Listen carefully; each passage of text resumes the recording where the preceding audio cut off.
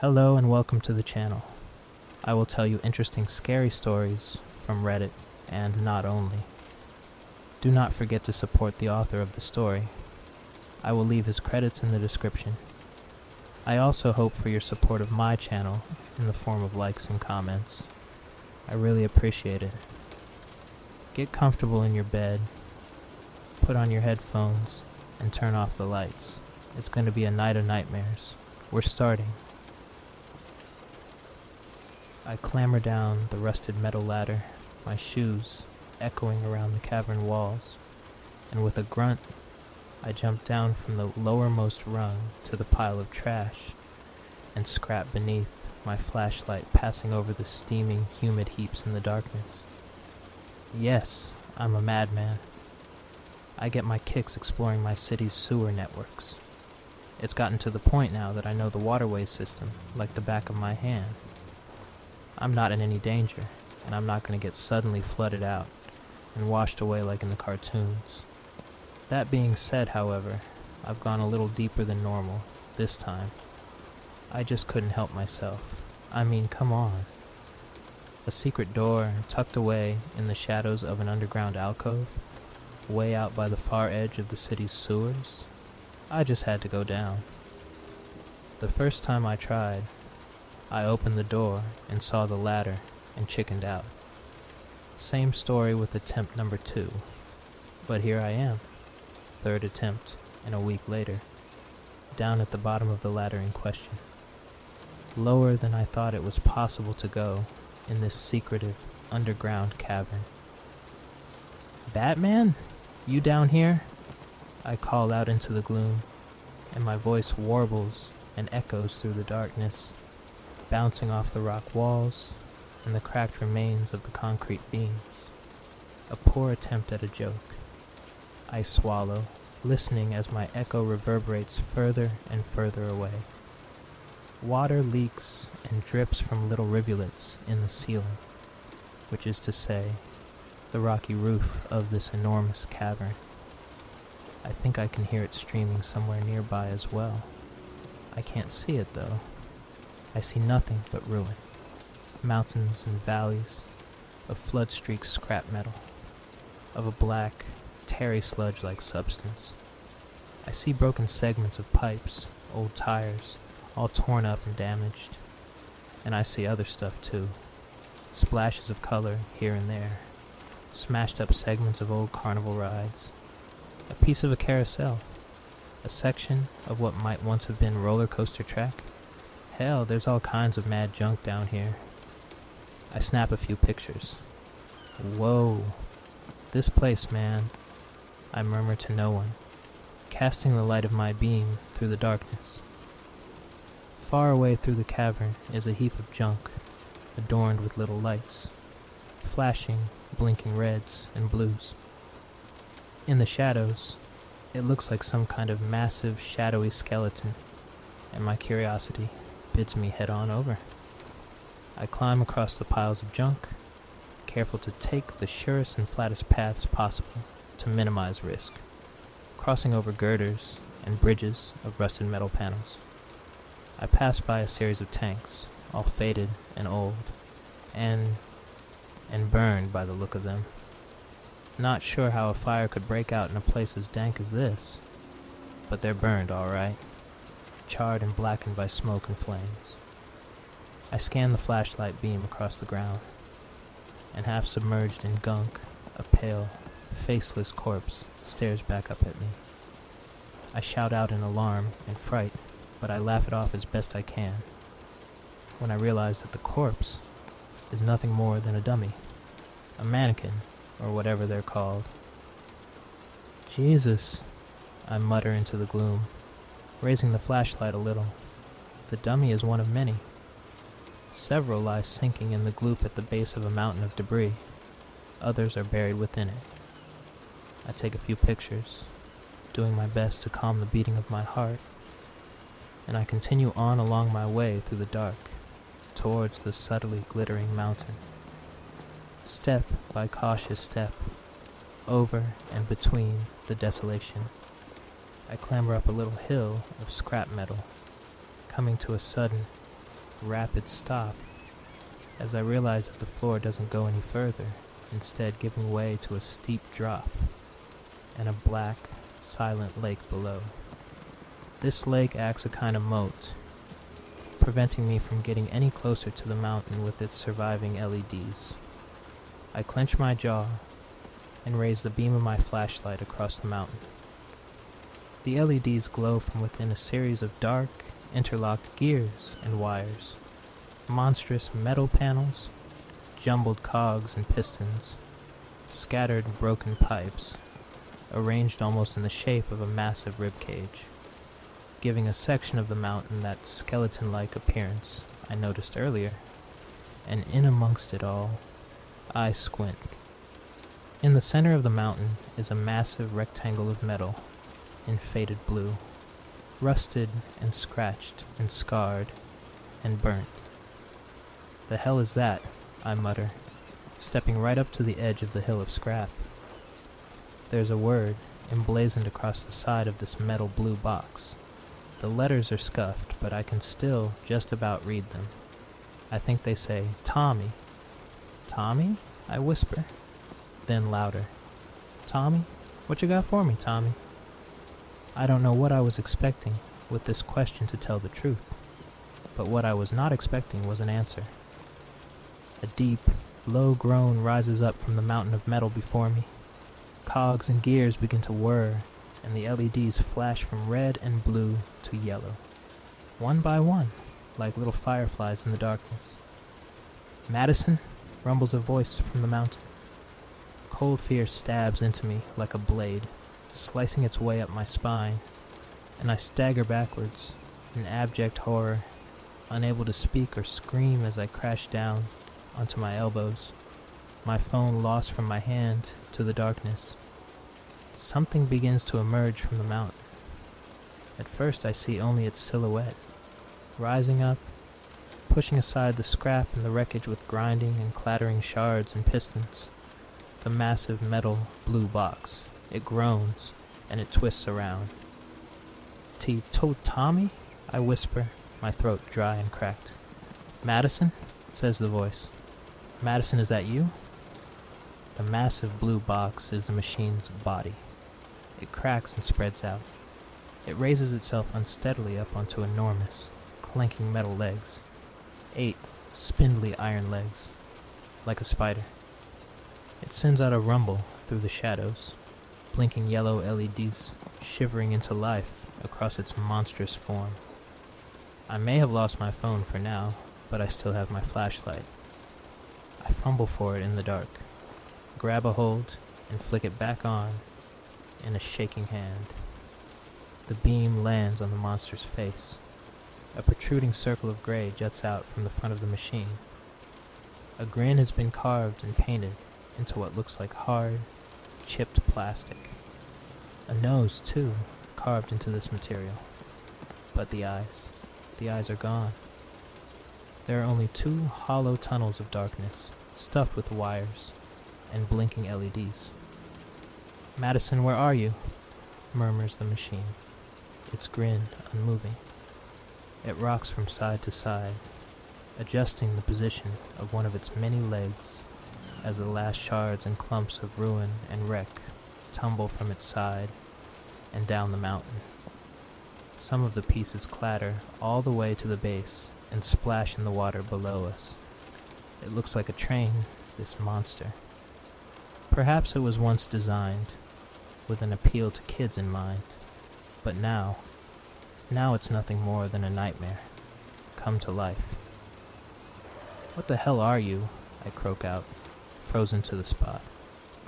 The face of the great train wheels round to stare at me with its empty eye sockets.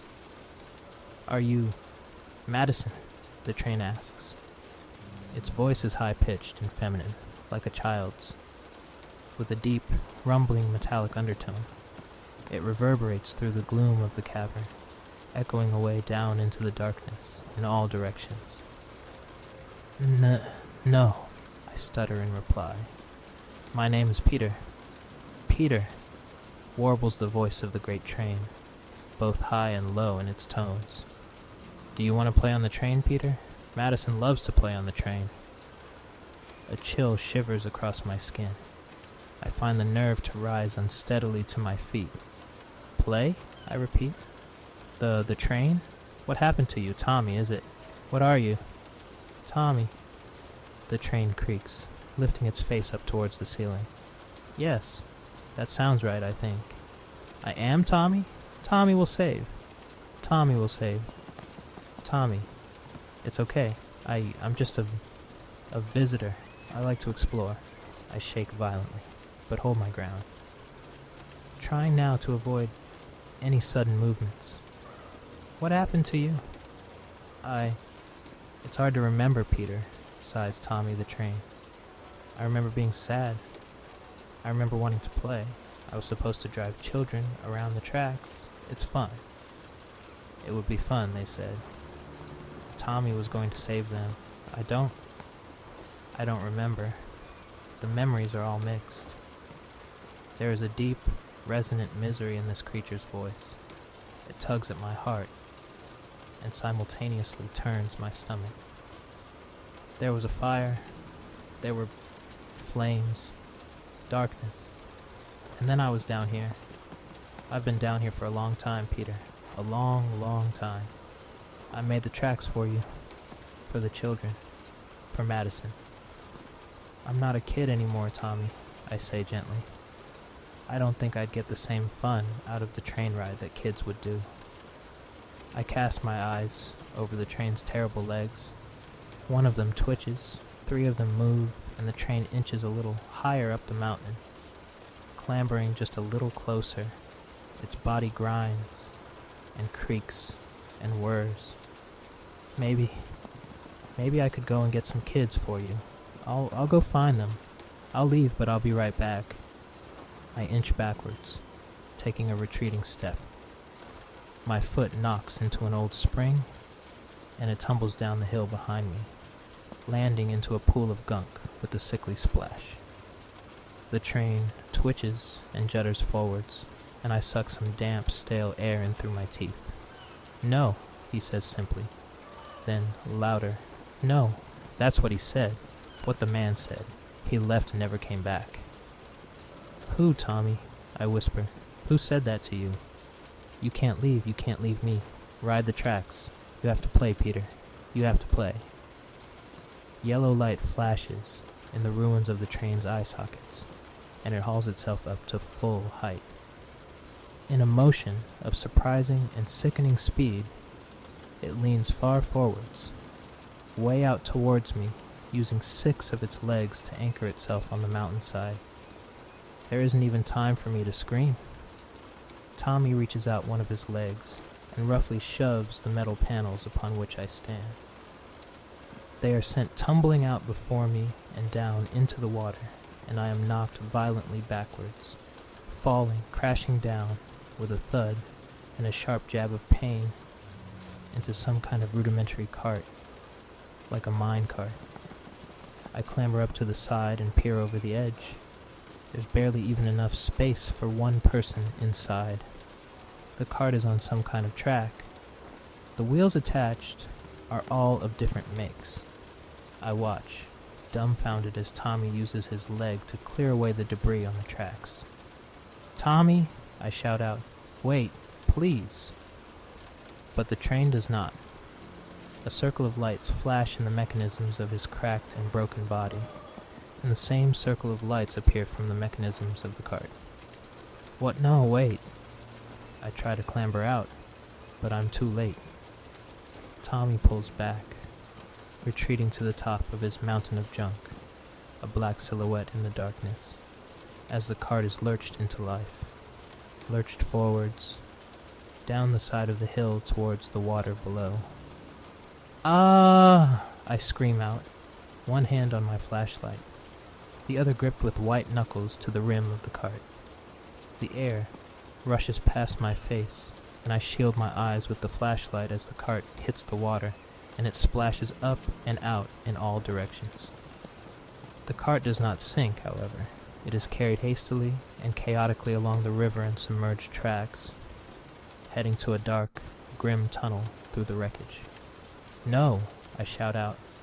Tommy, wait! But the cart is going too fast. I spin around to look back behind me, and I catch a final glimpse of a silhouette. A broken, twisted train on 8 spindly metal legs. A dark shadow, glowing yellow from the eyes, before I am hurled around a corner and Tommy is lost from sight.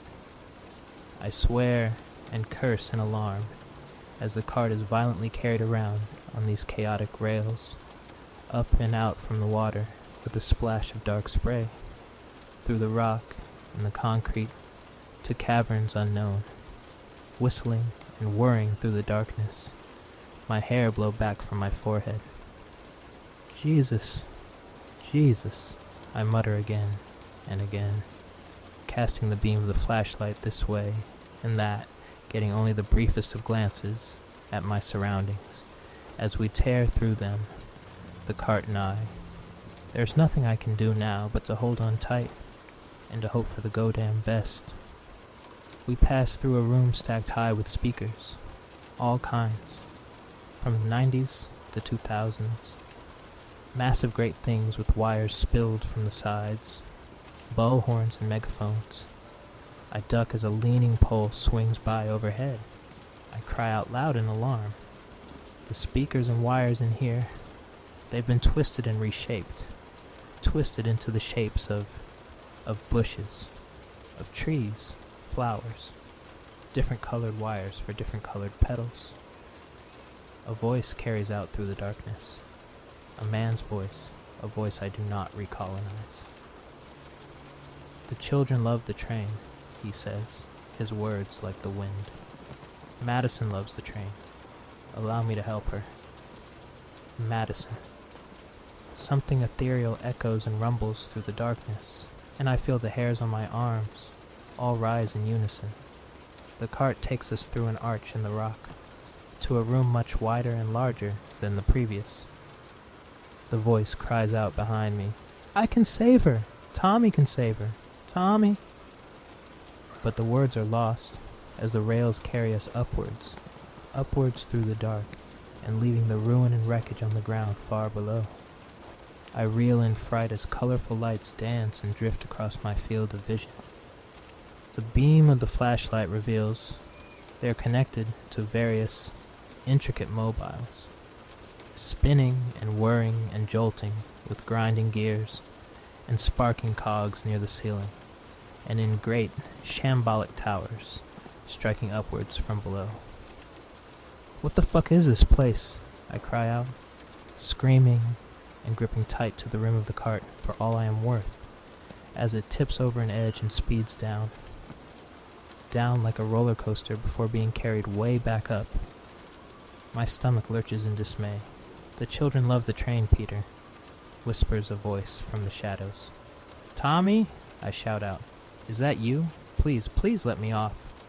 No, roars the voice, its mechanical edge grinding with sudden fury. You have to play. And so the cart is carried onwards through the dark. Over to my left, a sudden flash of light catches my eye. I look over, squinting through the blasts of the stale, putrid air, and a massive, torn projector screen flashes into life. It depicts upon it some security footage. Seems like it comes from a camera in the corner of a room, a lab, I think. There's equipment, strange machines. There's a man in there too, talking to a couple, who both seem distressed. The picture quality glitches a little, then refocuses.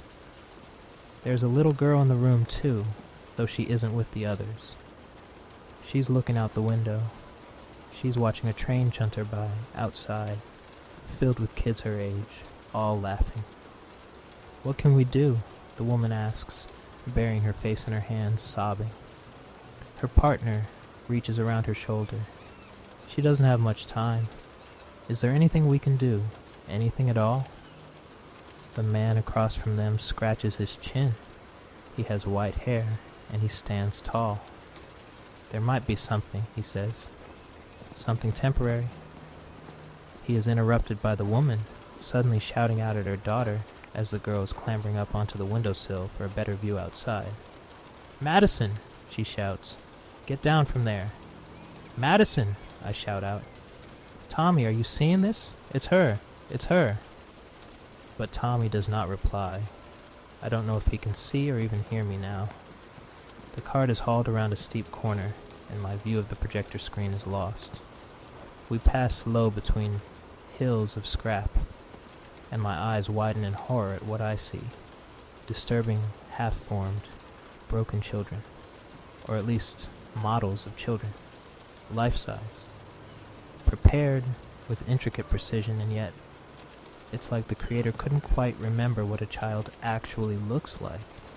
Comprised of scrap, gears and little lights, pieces of metal, shards of plastic.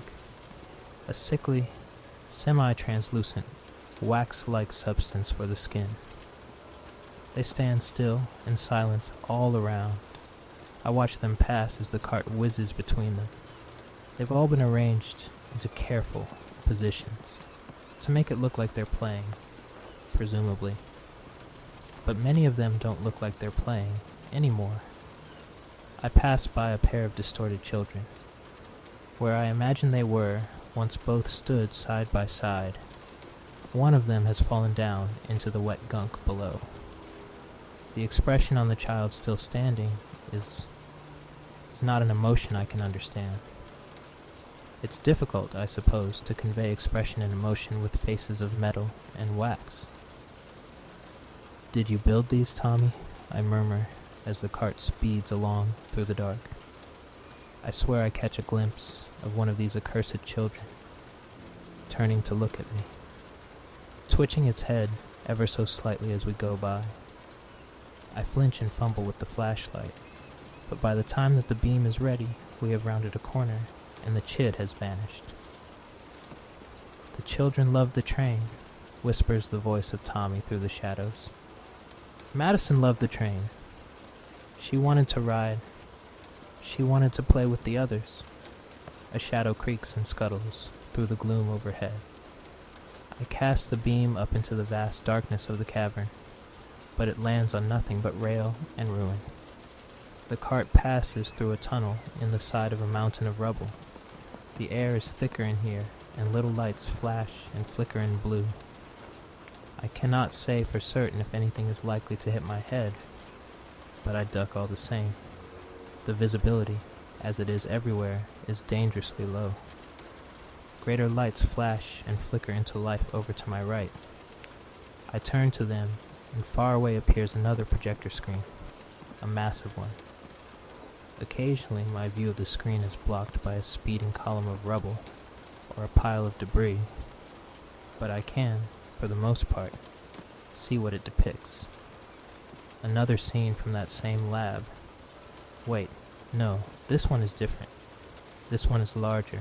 There are beds, tables, cables, and wires. I see the same 4 people as last time, though the man with the white hair, the couple, and the little girl, Madison. Are you doing this, Tommy? I murmur into the speeding shadows. Did you prepare these or not? Am I the first person to ever ride this rail? The rush of the wind blows through my hair, but there is otherwise no reply. On screen, Madison looks unwell. Really, really unwell. The picture quality is poor, but her face appears sunken. Her movements are sluggish and slow. She just wants to play, the mother sobs. That's all she wants. Please, why can't you make her better? One day, the white-haired man frets, pacing up and down. One day I will. That's what you said before, and the time before that, the father shouts. She doesn't have long left. It's really a case of now or never. So what are you gonna do? She's your goddaughter, for Christ's sake. Enough, the white-haired man cuts through with an outstretched palm. Enough. Leave her with me.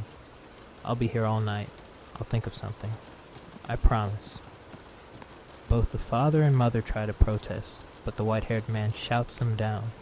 Go, he snaps. I need peace. I need to think. And so, reluctantly, they go, with a promise to return, even before sunrise on the next morning. The projector falters. For a second, the image is displayed upside down, and then it vanishes. The screen disappears into darkness. The cart is rocketed from the end of the tunnel and across a rickety bridge comprised primarily of the rail itself. I make the mistake of peering over the edge. Beneath is a drop unlike anything I've seen so far.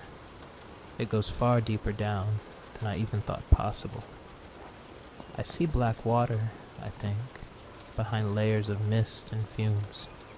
My heart leaps quickly up to my mouth and back as the cart goes over a bump, a violent judder passing through me.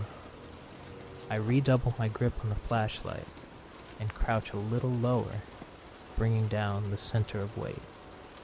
Something massive creeps through the shadows directly above me. I shot a look upwards and see the silhouette of Tommy vanish behind an outcrop of stone. I raise the flashlight, but catch only a flicker of faded blue before he is lost to the darkness. Looking ahead reveals that the rail is about to drop right down. A sudden slope, imminent. The anticipation is almost worse than the drop itself. Almost. The voice of the white-haired man plays violently through a hidden speaker. "Madison!" he screams in desperation. "Madison!" And I grip my teeth as the vehicle tips forwards, shooting downwards through the dark. The shouts are lost, and we are hauled round a steep, tight corner. Then another and another. We pass close to the water. I can feel its heat. The steam distorts my vision. I swear I catch sight of something. Something massive disturbing the surface, slithering through the gloom beneath. But before I can turn my head or angle the flashlight, I am sent blasting through a tunnel and into another new room. A room piled high with the corpses of children. Not real corpses, I quickly realize. They are more of those models, the fakes. These are the rejects, presumably. The ones not even good enough by their creator's standards. They are worse than the ones I saw positioned earlier. Even less accurate. Misshaped faces, hollow eyes, jaws that don't connect, limbs with incorrect bends, unnatural proportions. And these corpses, they number in the hundreds, all piled high, rotting away. One of them sparks. A little light flashes behind its eyes, and then it just goes dark, like all the rest. The cart is carried upwards. In shaking, clumsy jumps at first, but then we are caught onto a chain of some kind, and at a dangerous angle, the cart is gradually carried upwards, slow and steady, up past the piles of broken children. It's slow enough now that I could jump out, if I wanted. I could jump out and land on the remains of these failed models. But what good would that do me? I'd never be able to follow the rail back. It wouldn't be possible. And I have no idea where I am. My best bet now is to hope that the rail is looped, that it will take me back to the beginning. I deliberate, mentally, if this is definitely the correct course of action. But to tell the truth, I feel safer in this ridiculous cart than I'd feel down there. Amongst the bodies, even if they're not real bodies, as such, just lumps of wax and metal. It would be all too easy to get lost amongst them, to become just another misshapen wreck. So I stay where I am as the cart travels up and up. I look a corpse in the face as we steadily pass it by, as it sinks down below us. It looks back at me with a single painted glass eye. The other socket is empty, waxy, with shadowed gears visible behind. I turn away. The cart is carried higher and higher through the cavern, until once again we are way off from the watery ground below. It picks up speed, shooting through gap after gap in the rock. We pass through stone, through concrete, through a room stuffed with metal and wires, through a room hooked up with unfamiliar equipment, blackened and burned.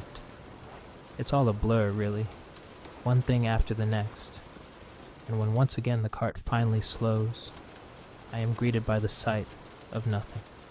There's nothing to see now. Even with the flashlight, I cannot see a single thing above me, below me, or around me. Just the rail, the cart, and myself. Adrift in the void. We chunter quietly along the tracks. The mismatched wheels rumble and creak, and a flash of activity up ahead draws my gaze. Way off in the distance are two pale circles of yellow, sparking and flickering in the darkness. Small, for now, but growing steadily larger as we approach. Before long, however, they are lost to sight, as the enormous screen of a projector appears before them, blocking them from my view. I hear the voice of the white-haired man before the picture appears on the screen, gravelly. It glitches out from speakers unseen in the dark. "Do you like it, Madison?" the voice asks, a dry whisper. "It's a train." Images appear on the projector screen as the cart quietly rumbles. It shows Tommy. Back as he was before, I suppose. No terrible spindly legs, just wheels. The blue of his paint is shiny and proud. His grin is friendly, not demented, and he has his eyes. They are smiling. He sits on a section of track. Floodlights clank into life on screen. And more of the track and of Tommy's surroundings are revealed. There are no windows. Tommy is connected to a series of machines with wires. He is still, motionless, not alive, just a train waiting dutifully on the tracks. "Do you like it, Madison?" the white-haired man asks, to the girl he holds against his shoulder. "It's a train. I built him myself. I called him Tommy." Madison murmurs weakly, and I'm unable to make out what she says. "You like the train, Madison," he says. "Remember? Madison loves the train, and this one is just like the one outside." He carefully places her down on a table, and he heads to the side of the room, washing his hands. The man is shaking. His face keeps twitching into grins that do not hold. Erratic, manic almost. "Well," he continues, "not exactly like the one outside. Not quite, but close. Close enough. I haven't finished the track yet, but I will. We'll have plenty of time." He dries himself, and I watch, squinting, as he takes hold of a surgical knife in one hand and a batch of curious wires in the other. He positions himself over Madison, blocking her from the camera's line of sight, and he sets to work. I grimace in horror. "I designed him to be smart," the man mumbles. Mostly to himself, I should think, as he begins connecting Madison to all manner of monstrous-looking machines. "He isn't finished. No, none of it's finished. But he can look after you. He can look after you until I'm ready to save you. He'll keep you safe.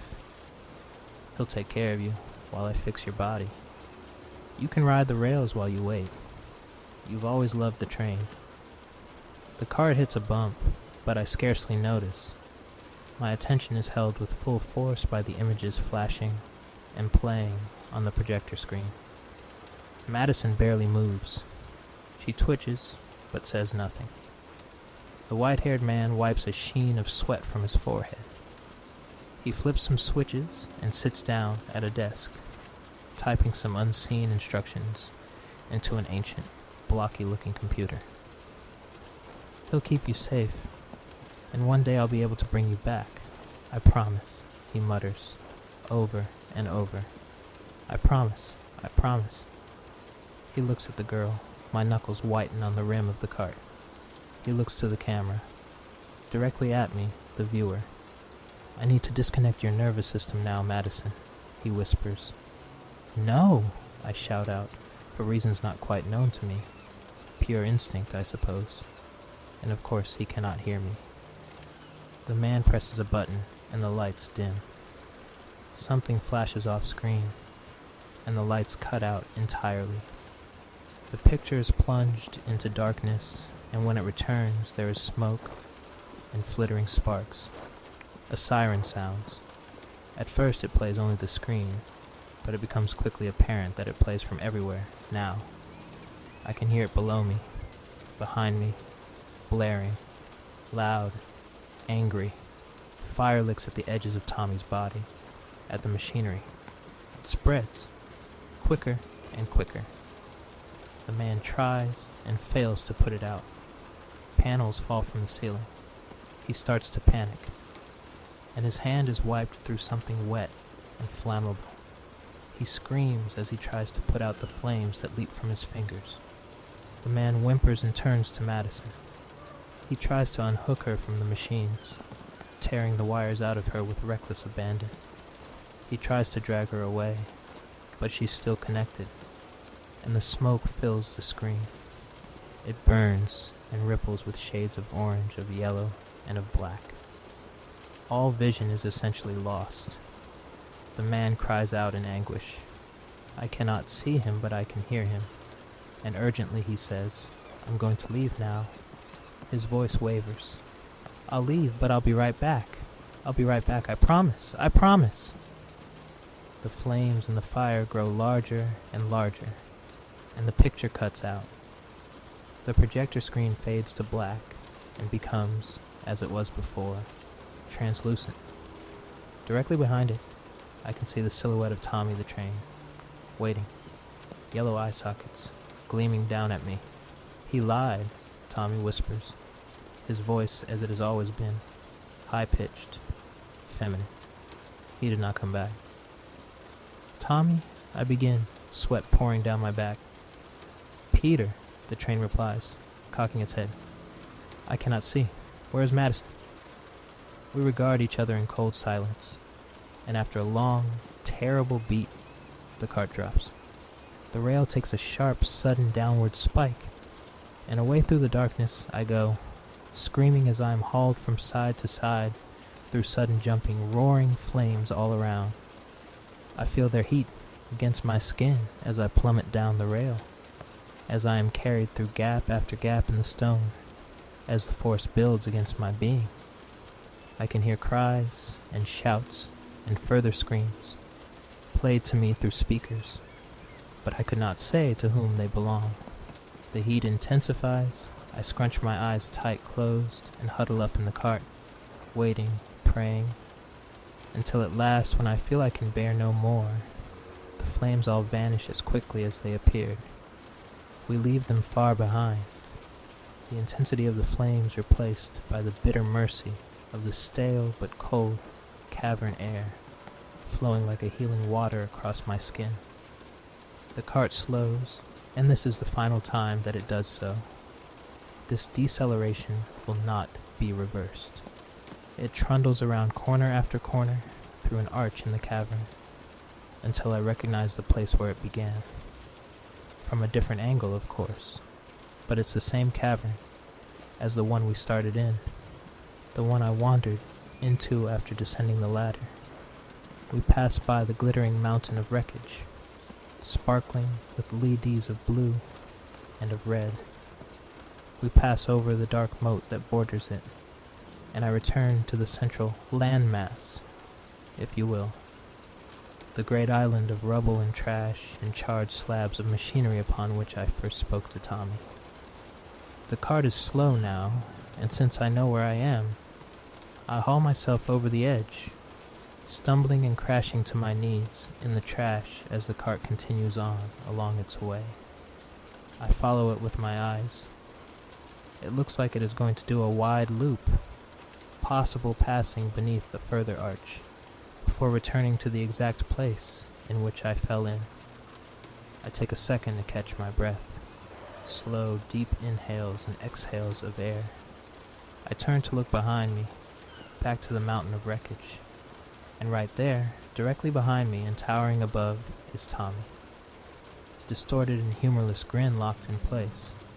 The air catches in my throat, as Tommy steadily clambers right over the top of me, silently, almost, scuttling along after the cart, following the sound of its trundling on the rails. I watch him go, frozen in place, watching the blue abomination beneath the ground. Tommy, or Madison, I whisper, barely audible. The train does not hear. It simply follows the cart at a reasonable distance. I watch as it scuttles up the side of the cavern wall and rounds a corner out of sight. And I take this chance. I don't fuck around and try and look for my phone. I just go. As quickly, but as quietly as possible, I go, one foot in front of the other, retracing my steps, back through the jungle of debris and away from the lights. Step, step, step. A warbled, furious cry of anguish sounds out from somewhere in the darkness. "Peter!" roars the train. "Where did you go? You were supposed to ride the train, Peter. Come back! Come back!" I break into a run, the flashlight beam reflecting chaotically off all manner of junk as I sprint through the shadows and back towards the site of that rusted old ladder. "I'm sorry," I mutter, "but there is nothing I can do for you now." The light catches on the ladder, way off in the distance, and I redouble my speed as I hear the train scuttle madly through its desolation somewhere off behind me. "Peter!" it screams. "Please don't leave me down here in the dark." Tears stream down my face as I reach the ladder, throwing myself up towards it, the muscles in my arms aching as I pull myself up, rung by rung, until I can use my legs. I hear an expulsion of steam somewhere nearby. I hear that mechanical, frenzied whirring, sobbing almost.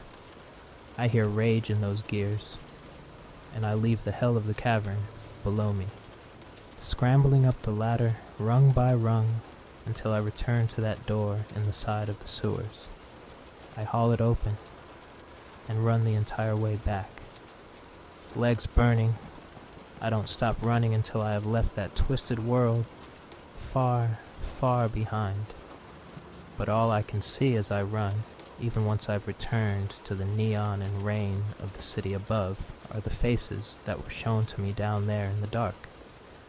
I see the face of Madison, the girl who just wanted to ride the train. I see the face of the white-haired man, panicked and mad. I see the face of Tommy, smiling and hopeful as he was when he was created.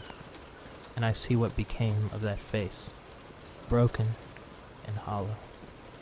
My feet splash in the light-soaked puddles, and I hear the voice in my head, playing over and over, like a chuntering on the rails. "Do you want to play on the train, Peter? Madison loves to play on the train.